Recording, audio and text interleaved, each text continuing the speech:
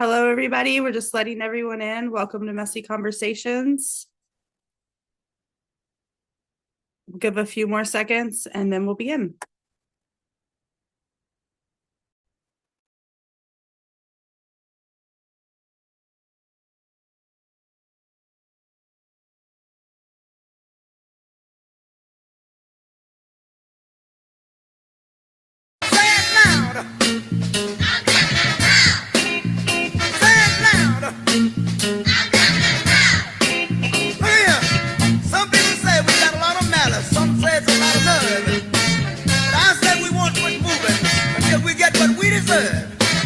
We've been built and we've been scum.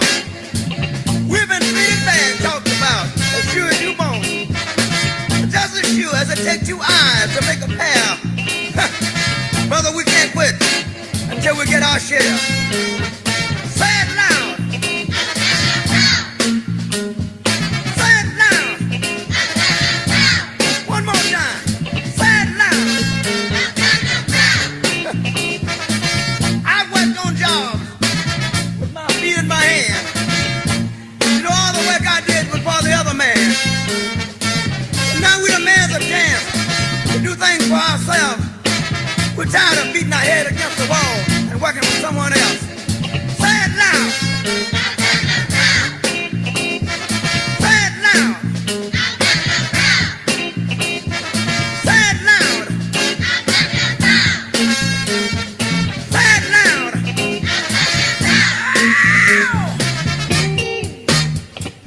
Ooh-wee.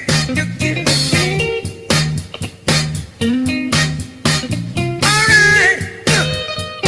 Out of sight. All night. So tough. You're tough enough. Ooh-wee. You're killing me.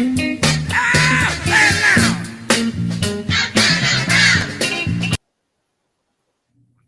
Black.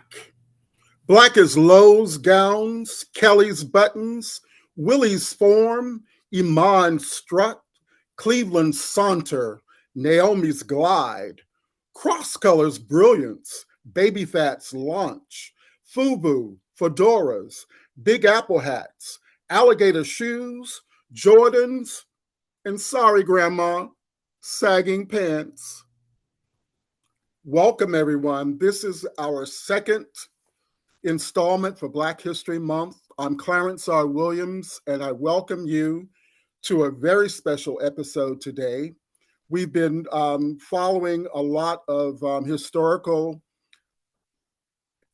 history makers, and you've just witnessed James Brown, who indeed was a history maker.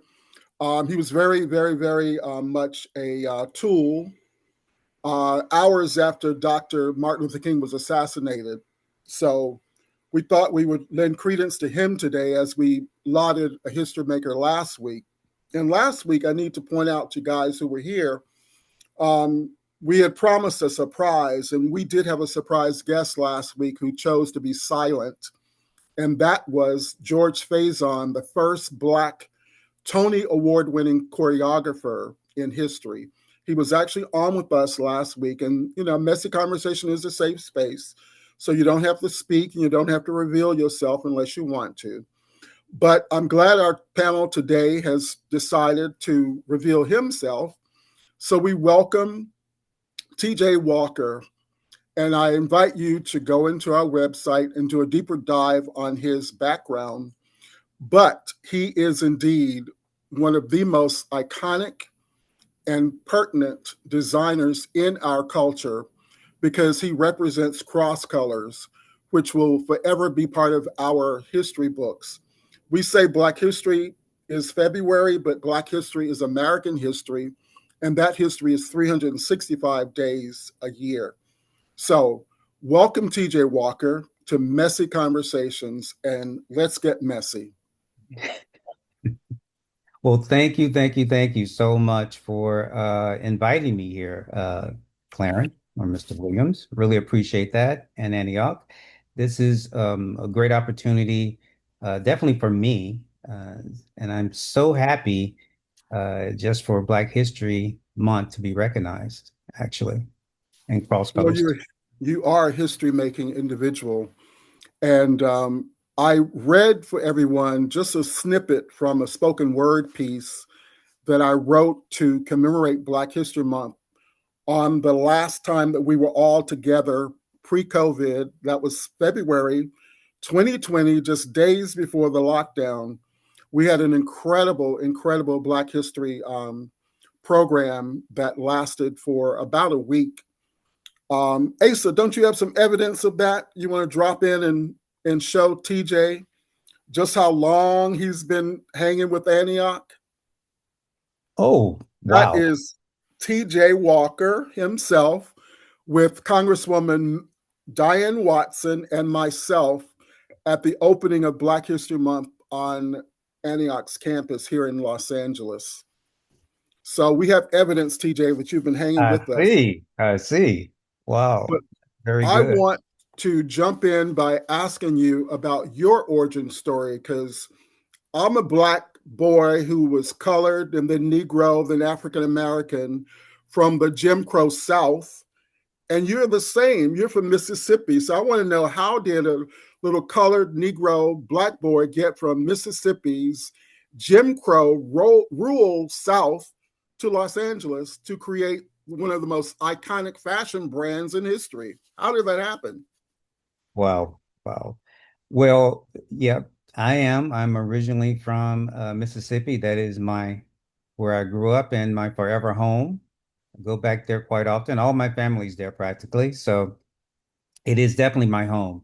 So I grew up in Mississippi and I grew up at a time where actually when I was in school up until the fifth grade, it was segregated. So I went to all black school until the fifth grade and then they integrated.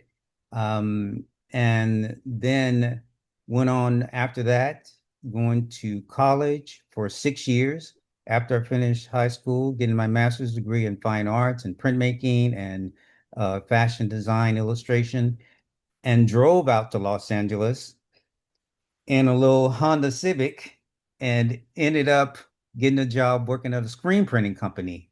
So that's it in a nutshell in terms of how I got out there. But in between, even being in Mississippi, I'm actually very glad that I grew up there because of the values and the things that I actually learned from my parents, being there, parents and family too as well. And they still keep me in line too as well. But being out here and growing up, really growing up out here in Los Angeles and been here for nearly 40 years now. Um, and in that time, being in the industry of fashion, learning what it was or is to be in fashion, and also learning as I go as well, because my formal training is not in fashion. It was actually in illustration and graphic design and painting and those things and fine arts. So I learned through being on the job how to actually make garments and produce them and then ship and those kind of things too as well for clothing. So that in short is how I got out here in a Honda Civic. That was it. Right. And what you're not telling us, and you slept in that Honda Civic when you actually met Carl Jones, who became your business partner. Yeah, I skipped that part, but yes, I did. I slept in So, the car. I was actually sleeping in the car when I applied for the job in terms of the interview, and ended up getting the job. And at some point, I was able to, get that car repaired so I could use it to get back and forth to the job. and you were Um, being paid minimum wage from what my research tells me. yes, So it was. It was minimum wage. you It was went from minimum wage. employee to owner. How did that happen? Well, that happened because Carl Jones, who's the owner of the screen printing company that I worked with, he wanted to do a clothing line, and it was called Surf Fetish. He and the art director at the time, they wanted to do a collection together, but she left before they were able to complete that collection. And then I kind of jumped in as an employee because my job was to create art for print jobs. So they would take my art and go out into the industry to other companies and secure print work so they could come back and I would do the designs and do the separations for the printers to print the jobs inside the print house. But she left, the art director, before they could complete the line. And then I jumped in and did the graphics for that collection. And it was surfwear called Surf Fetish, which is amazing. Someone from me being from Mississippi doing surfwear designs, and it worked. It sold, and Carl was very happy. And since that point, after I did those graphics, we realized that we worked really well together. So after that, it's when Cross Colors came into play. He and I started a clothing brand, and that was Cross Colors after that together. So starting Cross Colors, I mean, your branding story and your origin story of Cross Colors is something that certainly should be in business schools, because the way you started and what it became is certainly a great business model. Even though you had hurdles and ups and downs like any business, it was indeed has become one of the most successful brands in our culture. But from my view, and you can tell us exactly how, but I got the feeling that obviously your background informs everything you do. But when you guys started Cross Colors, there was so much intentionality there in terms of the messaging. I mean, just to say that clothing without prejudice, how did you come up with that? Well, when we started the brand, we started with, the intention of doing something for us and doing something that really represented us. And when I say us, I mean having Black individuals as part of the marketing, wearing the clothes, the branding, all those things too, for the identity of the brand and basically the DNA of the brand. But our marketing director at the time, David Stennett, he's Jamaican, and he was really the one that pushed us to really go down that. We wanted to do that, but he really pushed us and really kept us focused on what we needed to do for the brand. And along with that were the colors were very intentional that we did for the brand. And also the messaging as well with the brand and the statements that we did. And we wanted to do something Cross Colors, and we wanted to do something for us, but we also wanted others to realize that we were not trying to alienate and not have others appreciate what we were doing as well. So that's why the clothing without prejudice was there. But the name itself, Cross Colors, was really intentional also because at the time there was a lot of at least gang violence going on in and around Los Angeles and other places as well. And the gangs are identified by colors. So we thought that the Cross Colors would be a way of also reinforcing part of our DNA of the brand too, which is unity as well. So that's why we kind of did that. And all of it was very strategic and very intentional for all the things that we did with the brand. Yes, it's very obvious, especially with the early T-shirts with the bold graphics. I love that slogan, "Elevate to educate." That was one of your It's slogans. actually educate to elevate. Yes, educate to elevate. Yes, I had it Yeah. backwards, but Yeah. I love that one as well. Yeah. So much of the clothing, the color blocking, that Yes. was like very, very attractive to a lot of people. And that too was identifying unity as well by blocking the colors and not having the garments be solid colors. We also did some solid ones, but we really wanted to do the color blocking so that it would not be identified specifically with one um, group or another. So. And as you say, the intentionality of your designs, so much of your designs really speak to the storytelling of our history as Black people in America. Could you talk about how some of that influenced your designs? Well, I say that I got a better understanding of that storyline and that through line when we did the exhibition at California African American Museum. Because at that point, or up until that point, because and just so everyone kind of understands Cross Colors and its life, we had Cross Colors like doing it full blast for about 6, 7 years. Then it went away for the most part, and then came back about 10 or 11 years ago. We brought it back. When we brought it back, we had the opportunity to do an exhibition at the California African American Museum. And with that, with us doing the curation of that show, it really showed us the through line. It really showed us how we connected even the colors and different periods in our history and Black history, how it actually aligns. And I can actually share the screen and show some of those images if Please, because I have to say I bear witness to that exhibit. I went and I think I actually sent Dr. Gills a couple of pictures from there at the time, especially when I saw, Marcus Garvey, for instance. I got really excited.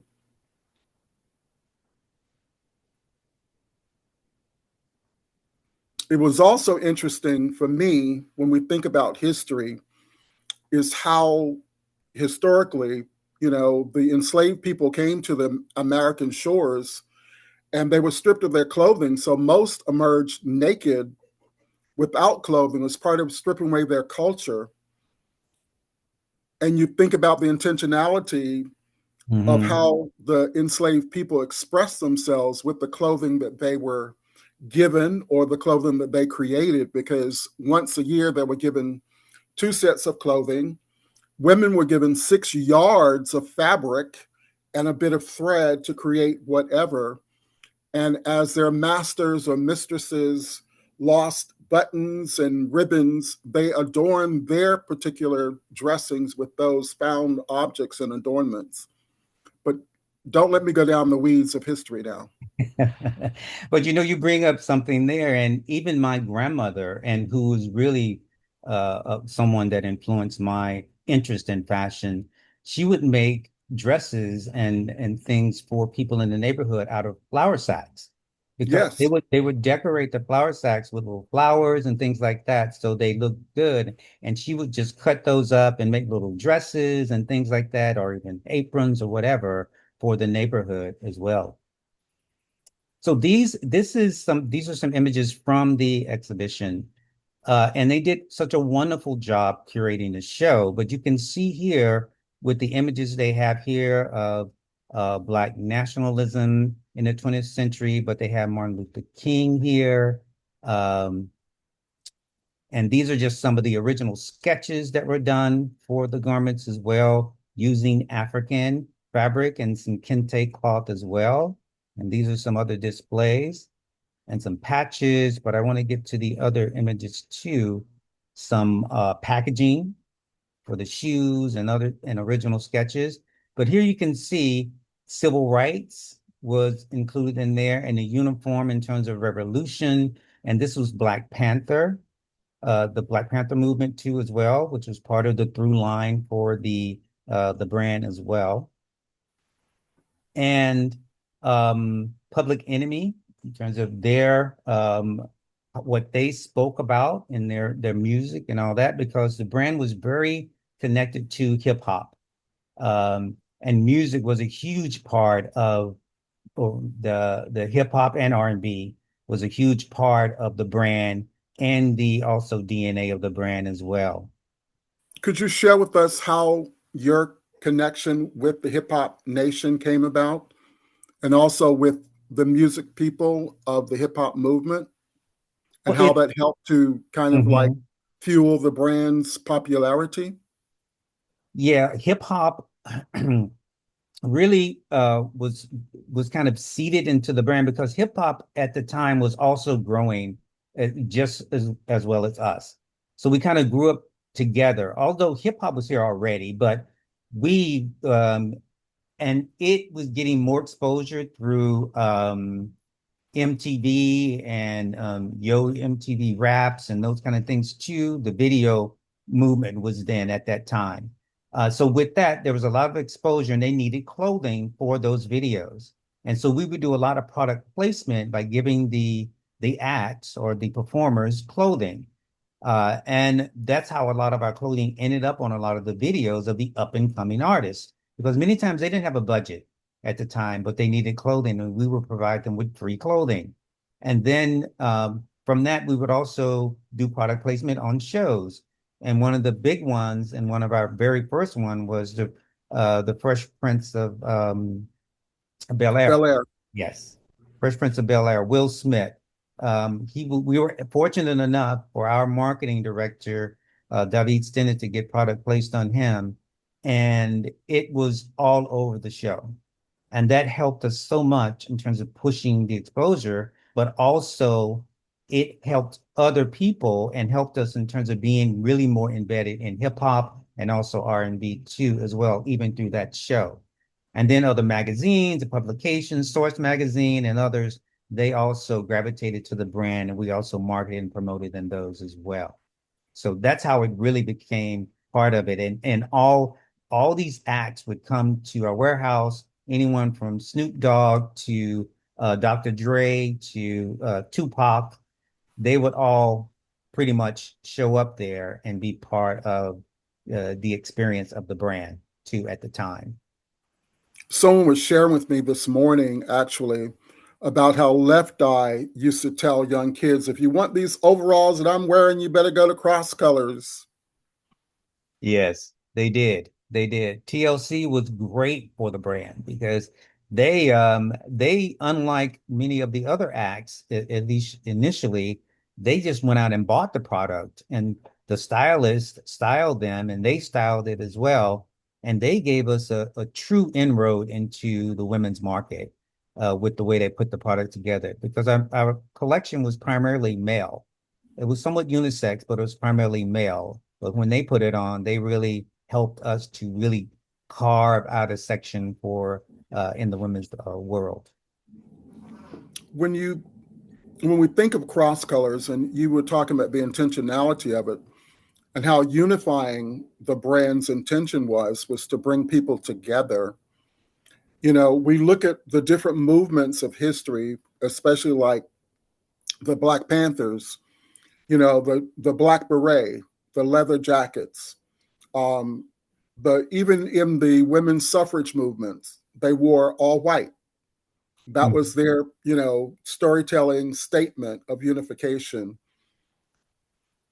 So how do you feel that Cross Colors brand has been unifying through the years with, because you've obviously crossed generations. Mm-hmm. Yeah. It's been unifying because, when we did the brand initially, we did not know, we really just wanted to do some cool clothing, to be honest with you, some cool clothing.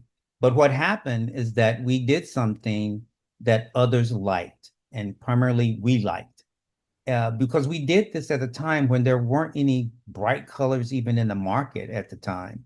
So when we did it, it really stood out. The buyers didn't really even know where to put it in the store because it didn't merchandise with anything else in the store. So they had to create our own section within the stores whenever they placed it there. But people bought it. We bought it. It sold out, and it kept selling out. We got upwards of, but what happened too, and we get the stories now, but it's like we get the stories now from the ones who wore it before, and they would tell us that many times the parents couldn't afford to buy the clothes because they said it was too expensive for them many times. But the parents would tell them, well, if you get good grades in school, if you do your chores or whatever, those things too, they gave them things to do to make sure they could get those clothes, and they saved their money and they would get those clothes as well. So it was really empowering for the brand, empowering and unifying as well, because it was able to show others too that they could do this. We were two black men doing clothing in a world where typically we were just the consumers. And so we showed others like us that you could actually do it yourself and have your own business. I know that historically, Cross Colors connected with Kanai, Carl Kanai's brand. Hmm. So what was that collaboration like, and what were the let us say the harvest from that relationship? Well, that was us doing what they call today a collaboration. They will call it a collaboration today because we were introduced to Carl Kanai, and he was a designer from the East Coast. So he was from the East Coast, and during that time, there was East and West in terms of, how people kind of looked at even hip hop or rap and those kind of things too. So once we met him, we felt it would be a great opportunity to have him to partner with him or have him as a partner so that we could also get more exposure to the East Coast in terms of representation and even in terms of exposure. So when we came together as partners and we partnered with him on his brand, brought him into our fold because we already had distribution. We already had our placement in stores. So he was doing okay, but he was pretty much still just selling himself. So we gave him inroads into retail, into stores. So we wanted to make sure, and he wasn't the only one we did that with as well. April Walker, who was another designer as well, one of the few female designers of hip hop clothing during the time. We actually did the same thing with her as well.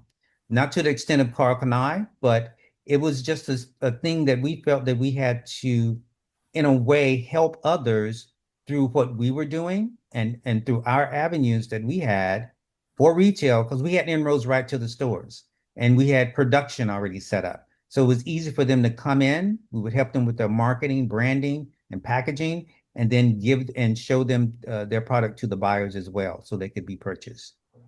See, that's a story we don't know. And in all my research, I did not know that. I just knew about the Carl Kanai connection, but Mm. you guys were obviously extremely, extremely generous to do that. And that obviously had a big impact on culture to elevate Yes. those brands and to help propel them. That was Hmm. really, really kind of you and Carl. That was, I mean, that was awesome.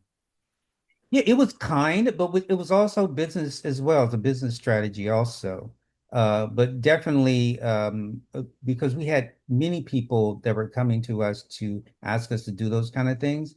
But we saw that, not only that, because it was a win-win on both sides, because we were able to at least increase our production capacity as well, which means that our production would be stronger and our contractors would be, more available for us too as well to do work. The sales as well. That means that we would, gain some percentage of the sales that they had from their company too. But it also helped them more than us to establish their brands. Definitely good. That was extremely kind. I really appreciate hearing about that. I mean, I knew about Carl Kanai connecting you guys with Tupac, but then that was because your brand was so strong that apparently he fell instantly in love with your clothing and started to wear it everywhere. Hmm. So that was, like you said, East Coast coming West, because he eventually came to the West Coast and West was Coast. signed here by Def Jam. Yes, yes. Yeah. Hmm. Yeah. I want to just go back down the historical rabbit hole again, because the one thing about, messy conversation, we prepare for it. I learned something myself, not about your brand. I mean, I've learned stuff about your brand, but about history. I had no idea that in the 1860s, there was actually a Black woman who was doing what we would call today couture, who became a great friend of Mrs. Lincoln and designed her gowns and all of her friends' gowns. And very much like Anne Lowe, who people don't know about, who designed Jackie Kennedy's wedding dress. So we've had a history of fashion throughout. Who were some of your biggest influences in terms of our ancestry designers? When I think of people that really influenced me, it doesn't go back that far. Definitely Ann Lowe, but Willie Smith would be one that I think of. in terms of original streetwear to me, but on a higher level. Patrick Kelly, um, as well.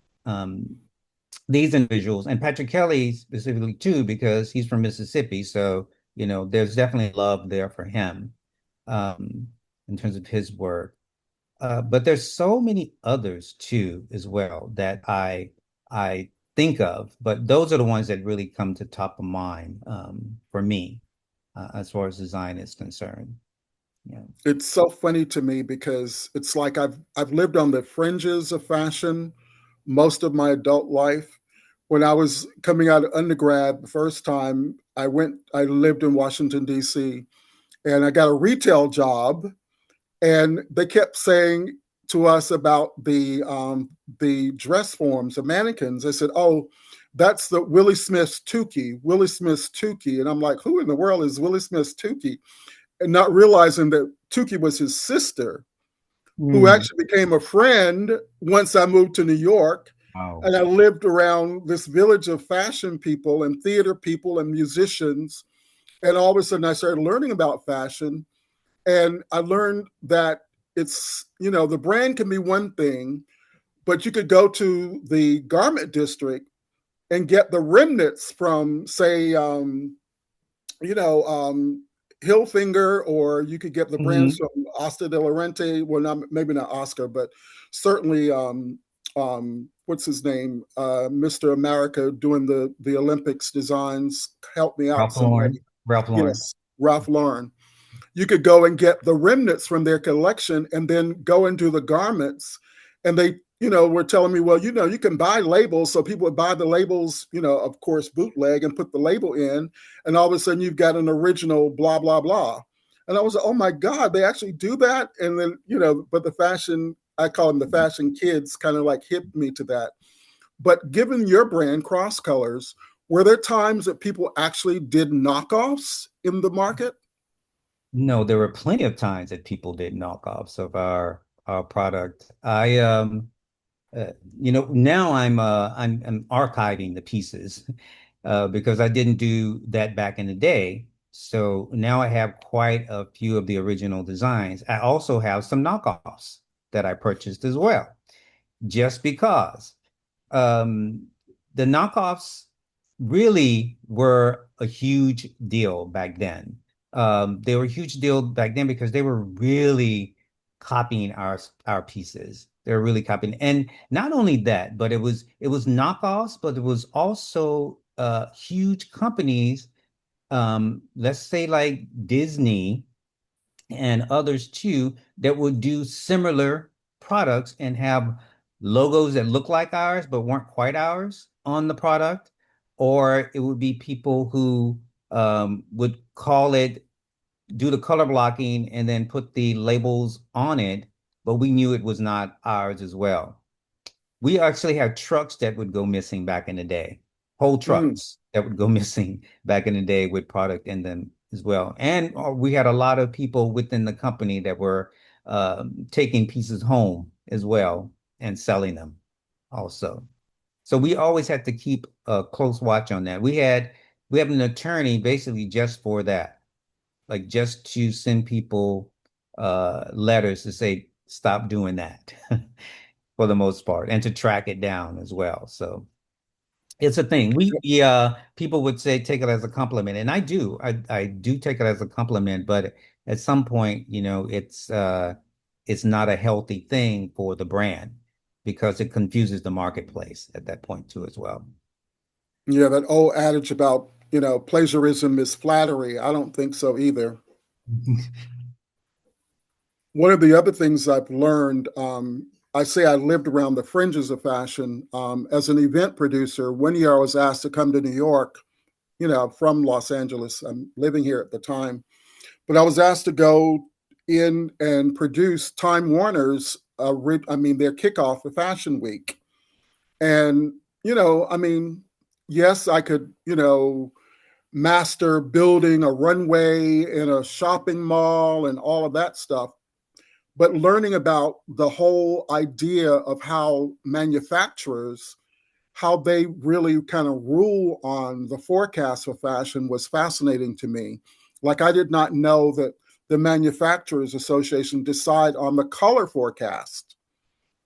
And I started to pay attention to that, walking past stores and looking at the colors they're featuring. And yes, it may have been the same colors from last year, but just a different tone. And I can't remember how many years they forecast for. I think it's like 7 or 4. I can't remember. It's like somewhere between 4 and 7 years. But Like you'll see the 4. same But primary mhm, colors for the next 4 years. I just found that to be fascinating that they had that mhm. much of an impact and an influence on the marketplace. Yes, back in the day, that was so true and held to by so many designers, because you would get these forecast services where you will be guided through what the styles are, the silhouettes are going to be, what the colors are going to be for the upcoming years, and people would just follow them. They will follow that. But now it's different. It's the same somewhat, but it's a lot different because people now, you work closer to the delivery dates now because of fast fashion now. People work closer to delivery dates, so you don't have those long points or long periods where you're projecting what the colors are, even the styles. It's like in a few months, sometimes now. And you don't do the seasons like you did before as well, in terms of having so many seasons per year. The seasons are more limited now in terms of the number of actual collections you do per year as well. I remember while I was living in New York, emerging designers were struggling trying to do a line. And I forget how many pieces were required to do a line. And of course, some people went bankrupt trying to do a line and then, of course, get it into Fashion Week. But what was the process for Cross Colors going into Fashion Week for the first time in New York? Well, for us, our process, when we did it in the 90s, the process was that we had everything in-house for the sample production, pattern making, cutting, all those things, they were in-house. So we basically had our own atelier there within our studio. So that way we could control the sample production and those kind of things too, in order to get to a fashion show, in order to do our salesman duplicates, we had more control of it, but it also gave us more privacy in terms of what we were doing. So it wasn't out in a sample house that other people are coming into. It was our own sample house where we were the only ones that really had privy to those designs that are coming out, which gave us limited exposure for the brands before our clothing, before it was released. So it was easier for us also to get to fashion shows that way as well. We didn't really do a lot of fashion shows back in the original Cross Colors days. Most of our fashion shows were done through the Black Expo, which was something that was happening back during that time, where it was a expo that happened in all the basically the major cities, and we would be there. And David Stinnett, our marketing director, started fashion shows at the Black Expo, but we were the headliner of all those fashion shows. And we would sell product at those shows too at a discounted rate so that people that normally couldn't get the product would be able to get it there. But also they got exposure to the brand because we were there. And we did our own fashion shows that way. Yes, I do remember the Black Expos. I used to book talent for the expos, but I didn't really get to walk around and look up the clothing. Unfortunately, I was too busy. But you mentioned archiving, Hmm. but you have a podcast about Yes. your archives. Would you tell us a bit about that? It's a podcast and it's produced by myself and then Dory Tunstall. I think she's even on here as well. We put it together, but it's based on the archive that I kind of amassed now to this point in the last 10 years by going on eBay and wherever else where I could find some pieces. And now I just go on and talk about the pieces and talk about the relationship of the people that cross path with the pieces as well, and the people that intersect cross colors in general. But I also go over the details of the garments in terms of the fabrications, the branding process, and those things too. And this is on Substack, and it's called CXC Archives. And you can definitely go in there and subscribe. And as a subscriber, you will be able to have privy to some short clips of some things that we're reviewing and going over, and our art vibes as well that we do. But as a paid subscriber, you get privy to longer, extended versions of the content that we provide there as well. I believe that someone just dropped that information in the chat, and also we'll put it up on the website so people can engage in that as well. But I'm just kind of being tickled because I feel that if you're teaching through this podcast, which it sounds like to me, what are you going to do for your students? Send them to the podcast? Because, you do teach at, the Fashion Institute and LATC and several other institutions. But I'm just marveling at the fact that, you're giving such valuable information away on a podcast. That's beautiful. Yes, yes. I thoroughly enjoy it though too. And I'm learning a lot myself, and it brings back a lot of memories that I that things that I forgot about, and some things that I had to recall again too. And digging and doing research, and Dory's amazing at doing research. And doing research, I'm coming across things that I didn't even know about as well. Because so many times we did product placement and those things that we weren't even aware about, myself, Carl Jones, and myself, because the marketing department was a separate building, and they would be issuing clothes all the time to people. So I'm learning a lot too by doing this. Well, I'm And grateful to your marketing department from the past, because that's how I actually connected with you, was when you had Cynthia Atterbury was your oh marketing yeah, person. And I was actually at the PR firm, Tobin and Associates at the time. oh okay, And we okay. were doing a major campaign for the state of California for anti-smoking. And of course, they've hired a niche agency for the African American market, another one for the Asian Pacific market, and another one for the Latinx market. And of course, the person in control of the overall, contract was the white, organization. And we went with Cynthia. Cynthia went, she set up a meeting with you and I and her, Hmm. and you agreed to do T-shirts for us. Hmm. And those T-shirts were so popular that all the other agencies wanted our cross-colored T-shirts. And like, wait a minute, you all have bigger budgets than we have. Why you want our T-shirts? Why don't you just use your own T-shirts? And then later on, some years later, I came back to you for a television special, Celebrate the Soul of American Music, to do T-shirts for the entertainers and the stars of the show for the swag bags.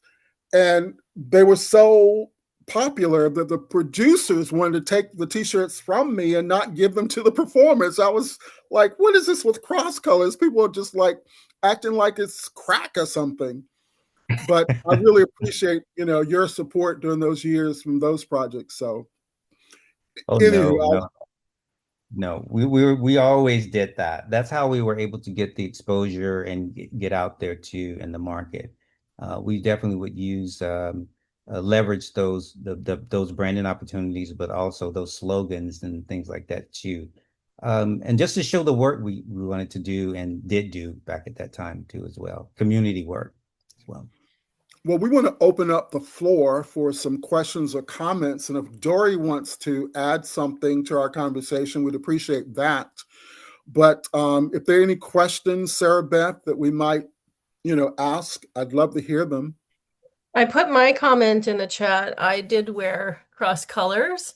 And just as you said, TJ, I remember like that was the time I think it was like Guess jeans had come out and they were Mm, $50 a piece. And everybody's parents were like, you kids are insane. There is no way anybody's buying this kind of expensive clothes. And then, I lived in Minnesota, and whenever we'd hang out as teenagers, we'd go to the basketball games together, we'd go to the football games. This is what the players would be wearing after the games. This is Wow. what they go to the parties wearing. This was a language, I think, that people connected with. And it wasn't just in Minnesota. When I saw relatives in California, kids, we were all wearing the same stuff. And in Chicago, my other family lives there. And I think about one of the biggest pieces that we have now that connects us is social media for all its goodness and badness at the same time. Hmm. But back in the day, whether you believe it or not, there wasn't social media. So it was all about going to places where people shared values, shared interests. And I just like tried to look up a couple of the foot gear stores that I used to go to as a teenager in Minneapolis, and none of them exist anymore. They were black owned clothing shops with shoe stores in them.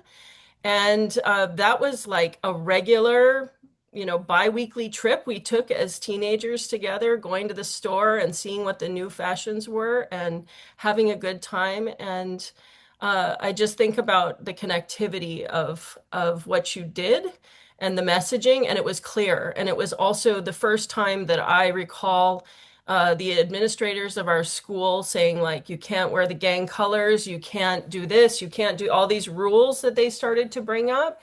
And your clothes were a game changer for kids to really feel like they could show some of their pride for their identity, but also something, TLC had a big influence in my in my life. I remember just it was the first time girls could wear oversized clothes and it was cool and being ourselves in all these different ways, it had a real impact. So I've just loved hearing you talk about your own path and but blows my mind. No social media, everything is relationally based back then. Hmm. And getting the Yeah. word out about any products or fashion or anything like that really just required people to spend time together, not in Zoom rooms. So that's the fact that it went so far and wide is really a testament to the vision that you're talking about of really connecting partners and sharing what kind of vision you all wanted to have in terms of making space. Right. That's wonderful.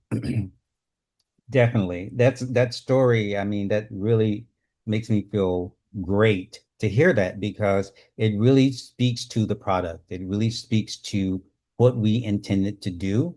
And you saying that just reminded me too. We didn't have internet back then, but there was that clothing unified people no matter Yes. where they were.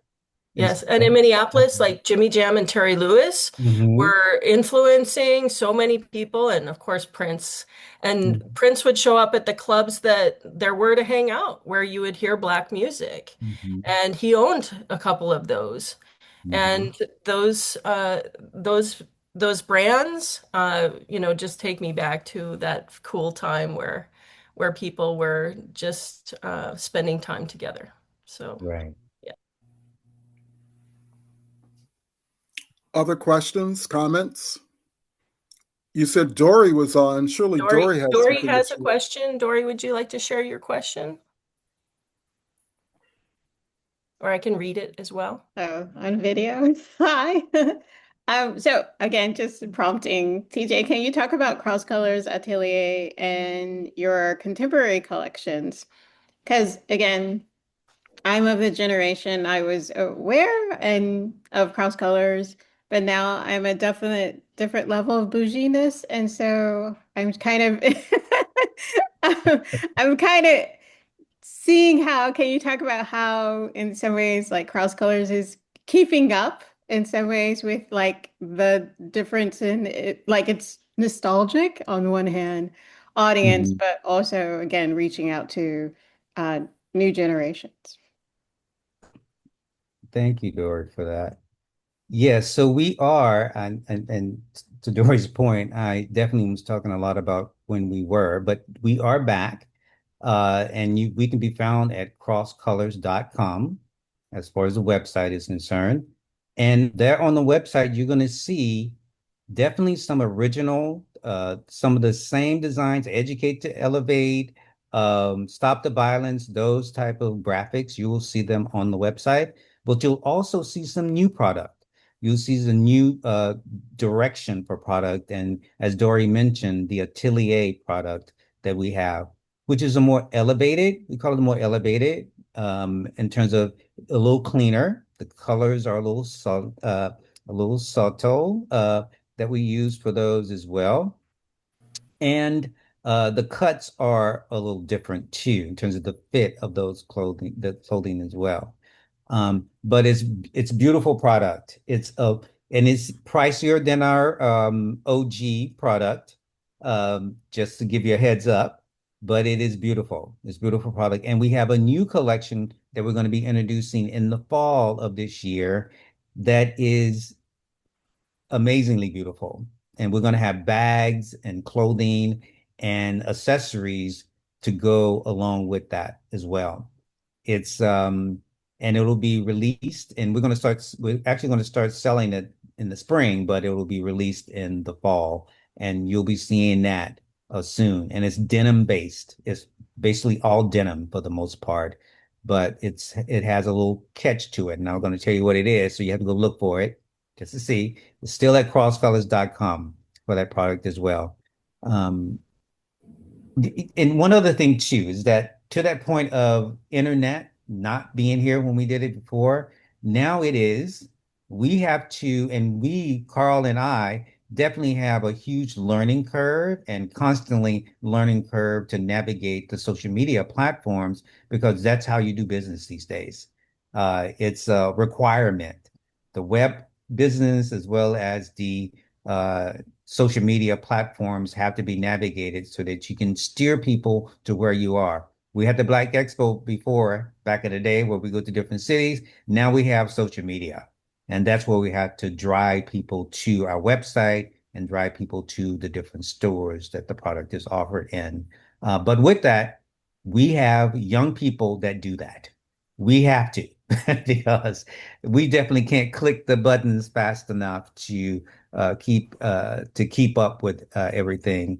And with that too, we have a mentorship program through HBCUs that helps with that as well.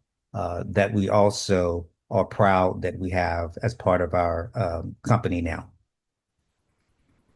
Well, you also have influences now, which you did not have when you were doing your product placement. So now even your product placement strategies have to be different. So yes, definitely. We have to recognize that as well. Mm-hmm. Aaron Stone, did you feel like you wanted to put some voice to your question you put in the chat? There was one more question in the chat. I'm not sure if it got addressed.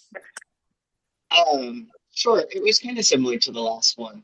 I was kind of curious about like now, like with what our current climate is, if the fashion or style behind the clothing line has changed, like based on the idea of trying to bring like empowerment to like Black culture, like has the look of it had to change over time, or has what like the message and like the style from when it started and what has been coming through now since time? Great question. The messaging is basically the same. The messaging is the same. For example, we just gave people clothes back in the day, and now you call it influencers.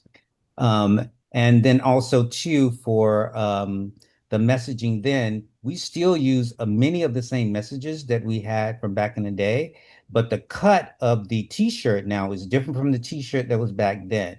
The t-shirt then was a little shorter and boxier back then, and now it's a little trimmer and a little longer for the shirts, but they're still oversized in many times with the garments too as well. The bottoms are basically the same, but maybe a little wider at the bottom now as well to accommodate for the shoes and those kind of things as well. So there's slight changes to the silhouettes, but the messaging is basically still the same.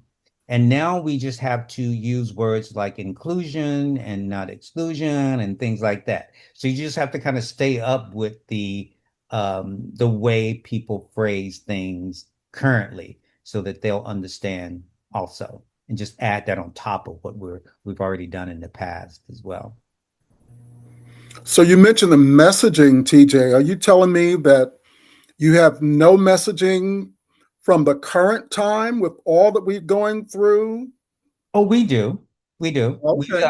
We because we were very involved in the Black Lives Matter and the actual unrest during that time and protesting during that time. That time, and that was a few years after we had come back, and our business was the best business we've had since we've been back because the messaging that we did in the 90s still was appropriate for that as well. And then we could just add on again whatever's current on top of those those messages to just make sure that people would still resonate with it currently in current times as well. But those that knew it before would get the ones that were from before. And the new generation, we'd had to make sure we could speak to them as well with that same messaging. You know, a lot of media, they say about Black Lives Matter that the statement, the solidarity statement that was carried out through the graphics with T-shirts, and certainly yours speak to that. But you know, I cannot breathe, and all the different slogans that came up out of the George Floyd situation, you know, were repeated on T-shirts, especially. So that's why I'm saying, you know, we're about your messaging. Did it, you know, sort of continue? And you certainly just illustrated that. Mm-hmm. Yes. So are we going to have some new messaging? Because this year has been really difficult for some of us. We're working on that. We're working on that. Really, we are. Yeah. I'm going to print a T-shirt that says "Bad Bunny, take this, King T." That's my new messaging for the week, anyway. That's a new. Oh, okay. All right. For the week. For the week. Yeah, for the week. just like the administration, it keeps changing day by every day. Every day there's a new one. That's why the messages changes too. See? Well, speaking of changing messages, I'm going to hop in here. We can continue to take questions and stay on if people want to, but I do want to take a moment to thank everyone for their time, because I do know some people have to hop on. And if Clarence and TJ want to stay on and entertain, we welcome and encourage that. But I also like to take a moment and thank everyone for being here. I am throwing the information to get to the website, all the resources. And just sincerely thank you, TJ. And again, we can keep going, but I also want to be respectful of everyone's time. And we will be on break next week. And we will also be back with another amazing session for race, politics, and media on February 23rd. But feel free to stay on. Just wanted to pause and, you know, officially say thank you. We really appreciate you. And we'll continue on. But for those of you who need to go, please come join us back on the 23rd. Go ahead, Clarence. Thank you so much. No, thank you for making my life easier by making those announcements. But the 23rd, we will be joined by Aaron Kaplan, who's a professor at Antioch as well as a journalist, and David G. Brown from the Los Angeles Sentinel will be on discussing race, politics, and media. So that's going to be quite a bit to consume, given the fact, as you just said, TJ, how things are changing from day to day. Day to day. Wow. Are there other questions? Or should we do, like Holly suggested, entertain everyone? Because I have stories. I know, but I don't know if everybody wants to hear those stories. Oh, okay. Well, Maybe they'll be in your book or maybe my book. Who Yeah, knows? yeah, we can do that. We can go off to the side and talk about that stuff. Yeah. Tony has a comment. Tony, would you like to make your comment?